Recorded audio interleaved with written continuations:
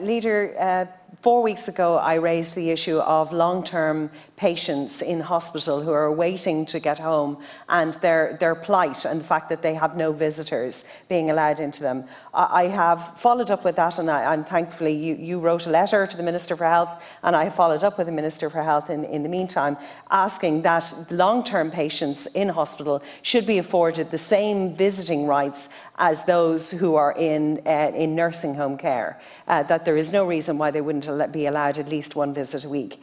In the meantime, last night I received a very distressed email from a relative who had seen his uncle for all of a couple of minutes in the last week. When he went in to see him, his hair was long, his nails were long. They asked could they get back in, get a niece in to cut his hair and to address his nails, and they were told that no to that. But so a staff member pulled them aside on the way out to say, if you hand in a nail clippers, we'll look after them.